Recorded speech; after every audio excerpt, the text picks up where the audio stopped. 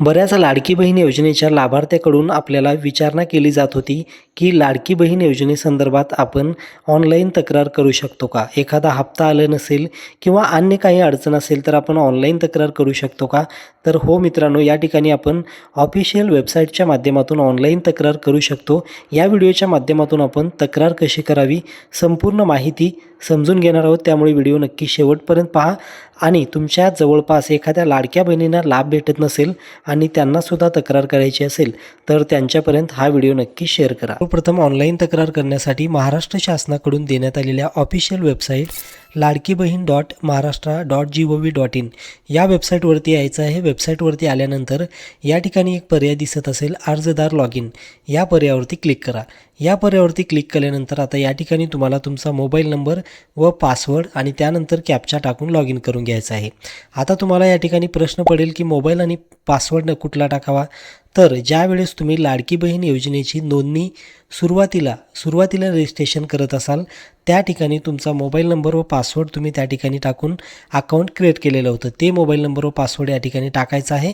त्यानंतर हा जो कॅप्चा देण्यात आलेला आहे कॅप्चा व्यवस्थित टाकून लॉग इन या पर्यायावरती क्लिक करायचं आहे. आता लॉग इन केल्यानंतर अशा प्रकारचा डॅशबोर्ड तुमच्यासमोर ओपन होईल, ज्यामध्ये इथे एक पर्याय दिसत असेल तक्रार, या पर्यायावरती क्लिक करायचं आहे. या पर्यायावरती क्लिक केल्यानंतर आता उजव्या साईडला ॲड ग्रीव्हियन्स अशा प्रकारचा तुम्हाला बटन दिसत आहे, यावरती क्लिक करा. आता यामध्ये मुख्यत्वे तुम्ही दोन प्रकारे तक्रार करू शकता. म्हणजे ज्या लाडक्या बहिणीची तुम्ही ID लॉग इन केलेली असेल त्यांच्यासाठी तक्रार करू शकता किंवा इतर लाडक्या बहिणीचा ॲप्लिकेशन नंबरसुद्धा टाकून तुम्ही तक्रार करू शकता. आता यामध्ये बऱ्याच लाडक्या बहिणीकडे लॉग इन आणि पासवर्ड नसेल, त्यामुळे एखाद्या जवळील तुमच्या लाभार्थी लाडक्या बहिणीकडे जर लॉग इन डिटेल्स असतील तर त्यांच्या ID लॉग इन करूनसुद्धा तुम्ही तक्रार करू शकता. तर आता या ठिकाणी कंप्लेंट अगेन्स्ट ऑदर ॲप्लिकेशन हा पर्याय निवडायचा आहे. त्यानंतर 3 नंबरचा जो ऑदर पर्याय आहे तो निवडायचा आहे.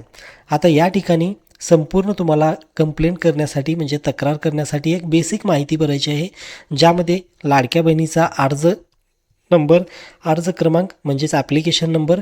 आता ॲप्लिकेशन नंबर कुठं भेटेल तर तुम्ही रजिस्ट्रेशन किंवा नोंदणी करताना तुमच्या रजिस्टर्ड मोबाईलवरती हा ॲप्लिकेशन नंबर तुम्हाला आलेला असेल तो ॲप्लिकेशन नंबर या ठिकाणी टाकायचा आहे.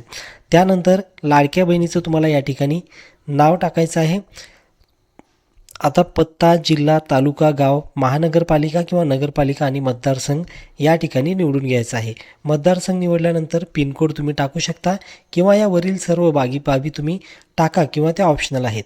आता इथे महत्त्वाचं म्हणजे वर्णन करा या बॉक्समध्ये तुम्हाला तुमची जी तक्रार असेल, म्हणजे समजा तुम्हाला डिसेंबर महिन्याचा हप्ता आलेला नसेल किंवा नोव्हेंबर-डिसेंबर या दोन्ही महिन्याचा हप्ता आलेला नसेल किंवा सुरुवातीला 2-3 हप्ते आलेले असतील आणि त्यानंतर एकही हप्ता आलेला नसेल, तर तशा प्रकारची तुमची जी काही तक्रार असेल ती तक्रार तुम्ही या ठिकाणी टाईप करून टाकायची आहे.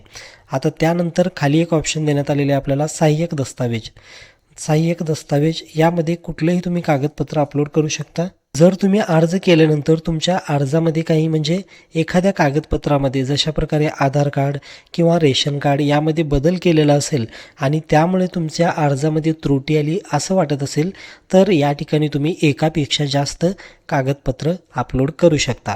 कागदपत्र अपलोड केल्यानंतर तुम्हाला या ठिकाणी खाली एक कॅप्चा देण्यात आलेला आहे, तो कॅप्चा व्यवस्थित टाकून या ठिकाणी सबमिट या पर्यायावरती क्लिक करायचं आहे. सबमिट या पर्यायावरती क्लिक केल्यानंतर अशा प्रकारची एक टॅब तुमच्यासमोर ओपन होईल. तुम्हाला कन्फर्म करण्यासाठी परत एकदा सबमिटवरती क्लिक करायचं आहे. या प्रकारे एकदम सोप्या पद्धतीने तुम्ही घर बसल्या तुमच्या मोबाईलवरून सुद्धा तक्रार नोंदवू शकता. या संदर्भात तुम्हाला कोणतीही अडचण असेल तर आपल्या व्हिडिओच्या कॉमेंट बॉक्समध्ये नक्की कॉमेंट करा. तर भेटूयात अशाच महत्त्वपूर्ण माहितीसह.